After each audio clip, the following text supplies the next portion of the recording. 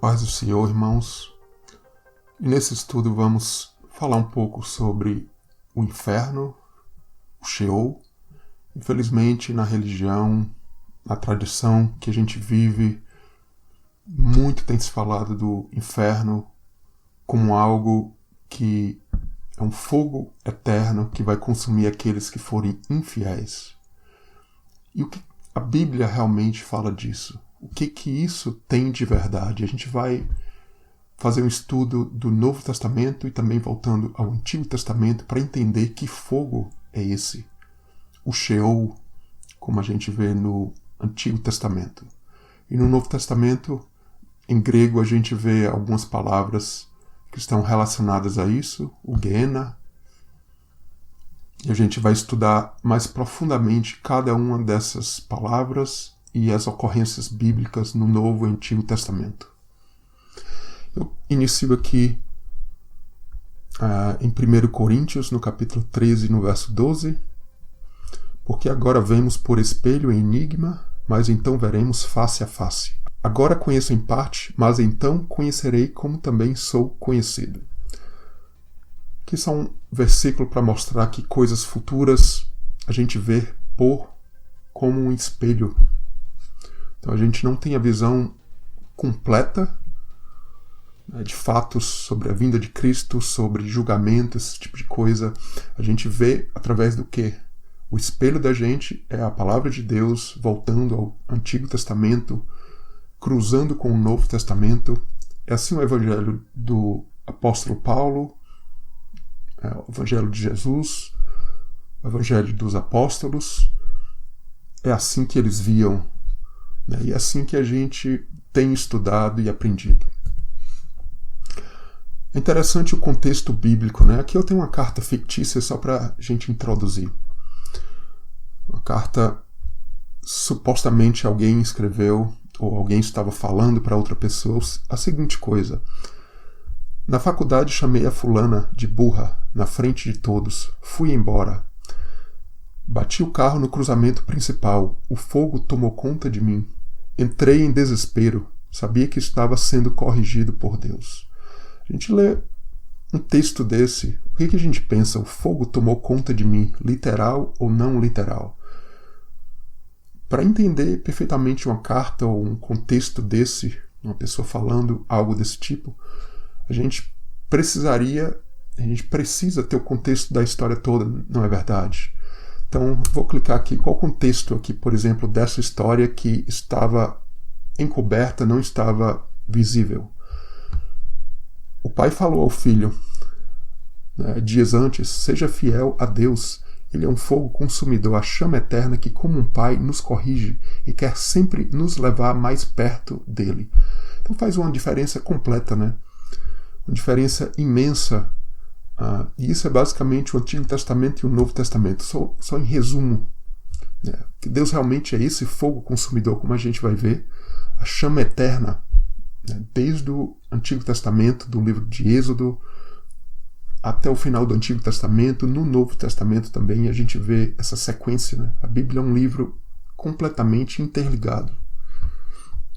Então, baseado nisso, o que a gente entenderia? O fogo tomou conta de mim. É literal ou não é literal? Muito provavelmente aqui, esta pessoa não está falando literalmente. Ela passou por uma situação em que Deus estava a corrigindo. E é isso que a gente vai ver durante o nosso estudo. Então, fogo literal ou não, né? A verdade sobre o inferno, o Sheol, aqui é a palavra em hebraico que a gente vai estudar mais profundamente o que significa. A gente vai no hebraico, a gente vai no grego, o Hades, o Gehenna, Tártaro, não confundir, não tem nada a ver com dentes, e aparece apenas uma vez. A gente vai focar mais no Novo Testamento, no Gehenna, que na verdade equivale ao Gehinnom, o Vale de Hinnom. No Antigo Testamento a gente vai fazer um estudo profundo e lindíssimo sobre isso. Livro de Jeremias, Ezequiel, lindíssimo, lindíssima história de Israel, e a gente vê que a história da igreja passa e é bem similar à história de Israel. Lago de Fogo, depois vê isso também no no livro do Apocalipse. Então, o Gehenna será estudado separadamente. A gente lembra, né, justamente Jerusalém foi queimada no fogo, né? A gente vê no Apocalipse o fogo novamente, vários textos ali, Jesus falando sobre o fogo, né? Tudo isso interligado uma coisa com a outra. E, como falei, o Gehenna, o Vale de Hinnom, ali no Antigo Testamento, os filhos eram mortos em sacrifício no fogo. Era ali, eu diria, a maior abominação do Antigo Testamento. Passava os filhos pelo fogo. Era uma completa idolatria em idolatria a outros deuses, uma completa idolatria passando os filhos pelo fogo. Israel chegou a fazer isso. Incrível, né? E a questão é, Deus, o nosso Pai, vai fazer a mesma coisa com aqueles que são infiéis? Uma pergunta para a gente meditar sobre isso. Outra bastante importante, a Torá, as leis do Antigo Testamento, permitia tortura. Outra meditação sobre isso. E ela, a verdade é que não permitia tortura. Não existe tortura na Bíblia. E sempre que uma pessoa era queimada, por exemplo, que aconteceu casos disso, inimigos de Israel, na verdade a pessoa já estava morta e era ali queimada ou colocada ali num madeiro, tipificando o sacrifício de Cristo pelo pecado. E a gente vai depois entrar a fundo mais nisso, né, em textos aqui em Jeremias. Então é bastante interessante, ligado ao Gehinnom, ou Gehenna, no Novo Testamento. Essa imagem que muitos têm, né, do inferno. E a gente vê aqui alguns textos bíblicos no Novo Testamento, em Mateus 18 e em Lucas 16. Mateus 18. Corta a mão e o pé, se causar escândalo, melhor que seja lançado no fogo eterno, aionios. Falar sobre essa palavra eterna em outro estudo é bastante importante também. O fogo do inferno, o Gehenna. Então, cortar a mão e o pé. Cortar a mão e o pé, se causar escândalo. É literal o que está sendo falado? Faria pergunta. Muito lógico que não é literal. Então, e a segunda parte, ser lançado no fogo eterno, é literal? Lucas 16, aquela parábola do homem rico e Lázaro, né, que o homem rico foi jogado no inferno, ou Hades, e atormentado na chama, né, literal ou não literal também. Essa parábola a gente vai estudar mais na frente em outro estudo. E aqui a gente tem uma imagem de uma pessoa, o corpo físico. Biblicamente falando, quando o crente ele inicia essa caminhada com Cristo, com Deus, o que a gente vai ver? Uma nova criatura, como Paulo fala muito em suas cartas, vai nascer. O que acontece, né?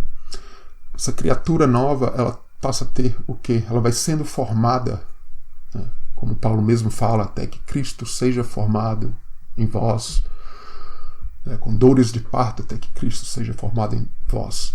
Então, essa criatura vai tendo a direção de Deus, né? A cabeça de Deus vai nos guiando, né? Essa criatura ela vai tomando forma, ela vai tendo olhos para as coisas de Deus, ela vai, o ouvido passa a ouvir a voz de Deus, a palavra de Deus. Então essa criatura vai tomando forma, na verdade. Os ombros, o peito, o corpo dela, né? Isso tudo falando biblicamente, inclusive. E braços e mãos, né? São contexto bíblico também do significado dos braços, das mãos, né, da obra, nossa obra, que melhor que seja aquela obra que esteja alinhada com a obra de Deus, os lombos, né, tudo partes humanas e bíblicas que eu estou colocando aqui algumas, as pernas, os pés, o caminhar do crente. Então vai sendo formado realmente uma criatura. É isso que a Bíblia vai mostrando. Os órgãos internos, coração, rins, muito importante em termos bíblicos. O que a gente vai ver é que também essa criatura espiritual ela tem uma casa, né, próxima a Deus. Ela vai tendo a morada, uma terra. Né? Israel ali era uma terra onde Deus os colocou É tudo muito simbólico de um local, uma posição em que Deus quer nos colocar. Ele já tem nos colocado, se assim somos fiéis. E o que acontece? Quando Deus fala, quando a Bíblia fala de jogar num fogo eterno, o que você entende? Será que ele está falando de um corpo físico ou de um espírito? É verdade que no Antigo Testamento acontecia as coisas muito literal e eram sombras de coisas espirituais, como a gente vê no Novo Testamento. Sem dúvida nenhuma que, na verdade, quando a Bíblia fala desse fogo, ela está falando, em maneira geral, desse espírito, né, dessa criatura nova que vai ser jogado no fogo. O que vai acontecer literalmente conosco para isso, para que essa correção de Deus aconteça, realmente pode acontecer várias coisas. Passar por dificuldades até físicas e literais também. Mas, em geral, Deus está tratando de um espírito. Isso é um contexto bíblico lindíssimo que a gente vê por toda a Bíblia. Então, falar um pouco sobre as religiões e a vida após a morte. Só para ter um contexto do que algumas religiões, como o judaísmo e o cristianismo, acreditam. Então, o judaísmo, para surpresa de muitos, existem partes do judaísmo que acreditam na reencarnação, né? E isso é diferente do espiritismo, mas de uma forma acontece essa reencarnação para completar os mandamentos não cumpridos. Veja bem, eu estou colocando aqui essas religiões e não é basicamente o que eu acredito necessariamente, mas apenas colocando aqui para entendimento. Outra parte do judaísmo vai acreditar no purgatório, já é uma influência grega romana, onde ali esse purgatório após a morte é um tempo para limpeza da alma. E no cristianismo a gente tem várias divisões, aqui eu coloquei 4. Acredito que a mais comum é a questão do inferno, sofrimento contínuo para sempre, né? E uma segunda aqui que eu coloco, o purgatório, purificação depois do inferno, né? Os católicos, os mormons, você vê que tem uma ligação com parte ali do judaísmo, o purgatório. E aqui mais no cristianismo, a morte eterna e não castigo, o inferno não existe, o que alguns acreditam, e tem também a salvação universal, Deus corrigirá com fogo a todos nesta ou na era vindoura. A maior parte do judaísmo se acredita que haverá um reino vindouro onde o Messias irá reinar e ali as nações, o mundo vai conhecer ao Messias, a Deus. E eles são primogênito, né? O judaísmo, os judeus seriam primogênito. E isso é justamente o que a Bíblia fala sobre a festa de tabernáculos, né? A gente está ali no momento do Pentecoste, o Espírito de Deus sendo derramado em termos da era da igreja, do povo de Deus. E virá uma nova época chamada de tabernáculos, onde o reino messiânico do Messias, no nosso caso acreditamos em Jesus, a vinda de Jesus, ele virá e ali, não só o judaísmo acredita isso, mas realmente a grande verdade é que vai haver um reino onde as pessoas vão conhecer a verdade sobre Deus. O entendimento da Bíblia vai chegar a outro nível, inclusive a língua hebraica, né, vai haver uma ligação entre judeus e cristianismo. Se a gente parar para pensar e meditar, a gente já vê que isso aos poucos já tem acontecido. A língua hebraica vai se disseminar, então as verdades bíblicas vão atingir um nível incrível, né? E por que não fazer isso já desde agora, né? Por que não sair do tradicionalismo, das coisas que nossos pais antigos espirituais nos ensinaram e que não são verdades, né? Então, você me pergunta aonde eu me encaixo, por exemplo, aqui nisso. Eu descartaria com certeza a questão do inferno, que tradicionalmente a maioria dos cristãos acreditam no inferno. Eu descartaria com certeza, né? E eu ficaria nessa parte que vai haver um reino, né? Vai chegar um reino, a Bíblia fala desse reino, como já temos falado, e que Deus ali vai julgar o seu povo, vai julgar o mundo e o que a gente quer é reinar com Cristo durante essa época. Eu fico mais como a igreja acreditava ali no primeiro século, mais próximo àquilo ali. E a gente vai falar um pouco mais sobre isso. Então, os pais da igreja e a salvação, que tirado da Wikipedia, Clemente de Alexandria, que viveu por volta do ano 150 depois de Cristo, o que ele acreditava, por exemplo? Acreditava no fogo como uma correção e uma salvação universal. Orígenes, em Alexandria, viveu ali por volta do ano de 185 depois de Cristo, também de forma similar, o fogo como uma correção. Gregório de Nisa, por volta de 335 depois de Cristo, acreditava no fogo como uma correção também. Até o ano de 600 depois de Cristo, se tinha 6 diferentes correntes. Dessas 6, 4 ensinavam sobre a salvação universal. Ou seja, que, em geral, Deus iria corrigir a humanidade, esse fogo que iria os corrigir. Apenas uma ensinava sobre a imortalidade condicional, onde os fiéis alcançariam a vida eterna e os que não alcançassem, na verdade, seriam exterminados, vamos dizer assim, mas não passariam por um inferno eterno. E apenas uma corrente das 6 ensinava sobre condenação eterna, o inferno. Então isso está ligado à igreja romana ali, quando se misturou com o Império Romano. Infelizmente, essa doutrina do inferno, que tem se alastrado pelo meio cristão e evangélico, causa o que? Lucro. As igrejas lucram com isso, com essa doutrina. Uma doutrina que causa medo, né? Pessoas supostamente aceitam a Cristo através disso, mas infelizmente isso não leva a uma profundidade de vida cristã. Eu conheço casos, inclusive, de pessoas próximas a mim que entraram no cristianismo, aceitaram a Cristo através disso e realmente, infelizmente, hoje já até não fazem parte mais, já não são crente mais, se é que jamais foram, inclusive. Então, aplicação literal não. Mateus no capítulo 18, no verso 8. Portanto, se a tua mão ou teu pé te escandalizar, corta-o e atira-o para longe de ti. Literal? Muito claro que não é. Melhor te é entrar na vida coxo ou aleijado do que tendo 2 mãos ou 2 pés. Seres lançados no fogo eterno, aionios. E se o teu olho te escandalizar, arranca-o e atira-o para longe de ti. Melhor te é entrar na vida com um só olho do que, tendo 2 olhos, seres lançado no fogo do inferno, o Gehenna. A gente vê, claro, toda a linguagem simbólica que Jesus está usando. Então,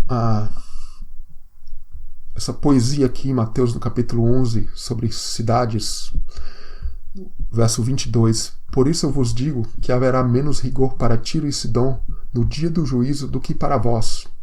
Está falando das cidades de Corazim e Betsaida. E tu, Cafarnaum, que te ergues até os céus, serás abatidos até os infernos, o Hades. Porque se em Sodoma tivessem sido feitos os prodígios que em ti se operaram, teria ela permanecido até hoje. Você vê que está falando de cidades, é um tema bíblico. A gente tem estudado muito aqui, 70 semanas, a cidade, Jerusalém, o fiel como uma cidade. Então é uma tipologia bíblica. A cidade vai passar pelo fogo, literal. No Antigo Testamento a gente vê vários casos, sim, não necessariamente no Novo Testamento. Está falando de vidas, cidades são vidas, né, próximas ou longe de Cristo. Então várias cidades que viram os milagres de Deus e se desviaram, foram infiéis ou não tiveram fé em Jesus. Então, mais aplicação literal ou não, o inferno no Apocalipse sendo destruído. Apocalipse capítulo 20, no verso 13. E deu o mar os mortos que nele havia, e a morte e o inferno, o Hades, deram os mortos que neles havia. E foram julgados cada um segundo as suas obras, e a morte e o inferno, novamente o Hades, foram lançados no lago de fogo. Esta é a segunda morte. Você vê até o inferno lançado no lago de fogo. Do outro lado, vamos aplicar literalmente ou não, vamos ver mais passagens bíblicas sobre isso. Então, Pedro fala sobre a restauração de todas as coisas. A gente vê que essa restauração de todas as coisas fazia parte do entendimento ali dos apóstolos no primeiro século. Atos no capítulo 3, verso 19. Arrependei-vos e convertei-vos, e envie ele a Jesus Cristo, que já dantes vos foi pregado, o qual convém que o céu contenha até os tempos da restauração de tudo, dos quais Deus falou pela boca de todos os seus santos profetas desde o princípio. Vai ver que vai chegar um tempo de restauração, onde Deus vai restaurar todas as coisas. Então, mas aplicação literal ou não, essa discussão. Então, fogo, destruir ou corrigir. 1 Coríntios, no capítulo 3, no verso 15, se a obra de alguém se queimar, sofrerá detrimento, mas o tal será salvo todavia como pelo fogo. Então Paulo entendia a questão do fogo, que era para realmente ali como uma palha, né, as obras de palha que não servem para nada, que não estão de acordo com o reino de Deus, essas obras serão queimadas como fogo. Então, essas obras de palha, essas obras que não são de ouro e prata de Deus, serão queimadas no fogo. E, por outro lado, como prata, como ouro é provado, o fiel será aprovado. E, ao final, aprovado é o que a gente espera. Então, aplicação literal ou não, todos um dia serão levados a Cristo?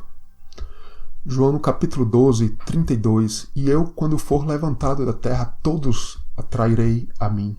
É o que algumas pessoas usam para dizer que essa restauração de todas as coisas vai ser onde todos um dia, de alguma forma, serão levados à presença de Deus. Como estou falando, algumas pessoas dizem isso, eu realmente vejo pelo um espelho embaçado, eu não posso afirmar coisas com certeza. Romanos no capítulo 5, a partir do verso 18, pois assim como por só uma ofensa veio o juízo sobre todos os homens, para a condenação, assim também por um só ato de justiça veio a graça sobre todos os homens para justificação de vida. Porque, como pela desobediência de um só homem, muitos foram feitos pecadores, assim, pela obediência de um, muitos serão feitos justos. Então, mais uma vez, aplicação literal ou não, todos um dia serão levados a Cristo ou não?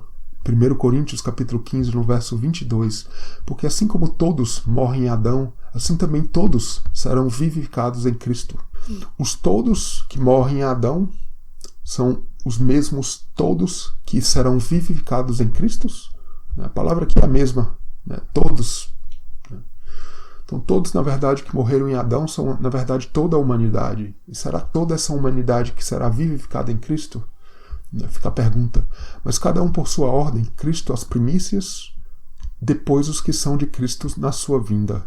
Depois virá o fim, quando tiver entregado o reino a Deus, ao Pai, e quando houver aniquilado todo o império e toda a potestade e força, porque convém que reine até que haja posto todos os inimigos debaixo de seus pés. Ora, o último inimigo que há de ser aniquilado é a morte. Tem muito a se falar sobre isso, a sequência da ressurreição. Interessante essa palavra Cristo, as primícias, aqui no verso 23. Na verdade, Cristo, essa palavra Cristo, é a palavra o ungido. Pode ser entendido aqui de outra forma isso aqui, mas é um assunto para outra oportunidade. Mais detalhes, aplicação literal ou não. Alguns dizem que todos se dobrarão, os joelhos se dobrarão diante de Deus e serão jogados no inferno. Essa é realmente bastante estranho, na verdade. Isaías no capítulo 45, no verso 23, por mim mesmo tenho jurado, já saiu da minha boca a palavra de justiça, e não tornarás atrás, que diante de mim se dobrará todo o joelho, e por mim jurará toda a língua. Fica a pergunta: as pessoas serão julgadas condenadas dobrarão seus joelhos perante Deus e serão jogadas no inferno eterno. É isso que a palavra fala? É isso que Deus vai fazer? Filipenses no capítulo 2, verso 10, que é bem similar a Romanos no capítulo 14, verso 11. Para que ao nome de Jesus se dobre todo o joelho dos que estão no céu e na terra e debaixo da terra. Toda língua confesse que Jesus Cristo é o Senhor, para a glória de Deus. A gente vai dar sequência nesse estudo falando do Sheol no Antigo Testamento, que, como falei naquela cartinha ali no início, não tem nada mais preciso do que voltar ao Antigo Testamento e entender que fogo é esse que Jesus fala ali no Novo Testamento e também no livro do Apocalipse e em outras passagens. Pedro vai falar sobre isso também, Paulo fala sobre isso. A gente vê que Paulo nunca falou nessa doutrina do inferno, né? Algo interessante, muitas cartas que ele tem nunca falou sobre isso. O que ele fala no fogo é de uma outra forma, como a gente tem visto. Então a gente precisa sair da tradição religiosa, bastante importante isso. Então o Sheol no Antigo Testamento, só para o início, vai ser estudado mais profundamente em seguida. Então, fugindo das tradições. No livro de Jó fala muito sobre o Sheol. No capítulo 14 de Jó, no verso 13, quem dera que me escondesses na sepultura. Na verdade aqui é o Sheol. Eu até pergunto por que a Bíblia não traduz essa palavra Sheol da mesma forma, né? Muitas vezes é traduzida como sepultura, muitas vezes como inferno. Então Jó falando, por que não me escondes na sepultura e me ocultasses até que a tua ira se fosse e me pusesses um limite e te lembrasses de mim? A gente vê que o Sheol aqui, na verdade, é para que Deus o escondesse na sepultura até que a ira de Deus se fosse. Jó passando ali toda aquela dificuldade, aquela correção de Deus, inclusive, para o levá-lo a um estágio superior em sua vida com Deus. Jonas, no capítulo 2, no verso 2, e disse, na minha angústia clamei ao Senhor, e ele me respondeu, do ventre do inferno, ou do Sheol, gritei, e tu ouviste a minha voz. Ali ele na barriga do grande peixe, ali ele chama de o inferno Sheol. Na verdade não é inferno, ele não ficou lá eternamente. A gente vai até ver em seguida que tem no mesmo capítulo 2, se não me engano, ele fala dessa palavra eterna, que merece um estudo completo no hebraico e no Novo Testamento do significado dessa palavra eterna. Salmo 139, no verso 8, se subir ao céu, lá tu estás. Se fizer no inferno a minha cama, eis que tu ali estás também. Então, o inferno aqui, o Sheol. Então, apenas algumas ocorrências, a gente vê que todas essas ocorrências têm muito mais. Não está falando de algo eterno, está falando até nessa vida mesmo, inclusive. Então, o Sheol no Antigo Testamento é um estudo mais profundo que a gente vai ver. E é esse estudo lindíssimo, né, dessa fornalha de ferro ali do Egito, já iniciando ali na história de Jacó, José, os irmãos ali de José, os filhos de Jacó, os filhos de Israel, e o fogo que eles passaram ali na terra do Egito. E a mesma coisa, de forma similar, aconteceria com a nação de Israel. Veja só, Jacó, Israel e seus filhos, depois os filhos de Deus, a nação de Israel e Judá, passando pelo fogo também, com a correção da Síria e Babilônia, Jerusalém sendo destruída, jogada no fogo, né? E ali no livro de Jeremias, o Gená, né? Sheol, Gená, Jeremias, Ezequiel, a gente vai ver isso tudo lindíssimo, que é, como até eu já tenho falado bastante, a figura da igreja no livro do Apocalipse, o Novo Testamento, né? A grande cidade, não Jerusalém, mas infelizmente a cópia infiel da cidade, a Babilônia, né? O fogo que destrói os infiéis, essa figura das bestas da Babilônia ali no livro do Apocalipse. A gente vai ver esse estudo lindíssimo. E já iniciando ali, descendo ao Sheol ali em Gênesis no capítulo 37, verso 35, com Jacó, né, quando José vai ao Egito, né? Então as passagens bíblicas são lindíssimas. Se não me engano, é a primeira ocorrência da palavra Sheol. ali em Gênesis, no capítulo 37, 35, quando Jacó descobre que José está morto, ali ele pensa que José está morto, ele fala, eu descerei à sepultura, ou ao Sheol, em prantos, o Sheol que realmente a nação de Israel passaria depois de Israel e Judá, e José indo ao Egito, depois a Síria e Babilônia para a nação de Israel e também Judá, e a igreja, infelizmente, passando por isso no Apocalipse também, a gente vê isso, quando um povo sai do caminho e vai para a correção de Deus. A gente vai ver tudo isso em seguida, em mais detalhes. Justamente aqui em seguida, o Sheol e o Gená. O Gená, como já falei, é o vale dos filhos de Rinom. Ali, a gente vê no livro de Jeremias, principalmente, a gente vai ver lindíssimo isso. Então, o Egito, a fornalha de ferro, é o Deus, o fogo consumidor ali no Monte Sinai, na saída do Egito. E Israel e Judá, a gente vai ver a história, Jeremias, o Gená, o fogo destruidor, o fogo consumidor que destrói Jerusalém. Ali a gente vê que claramente era uma correção, Deus fala sobre isso, e Deus quer nos corrigir. Então, vamos continuar sobre esse tema lindíssimo.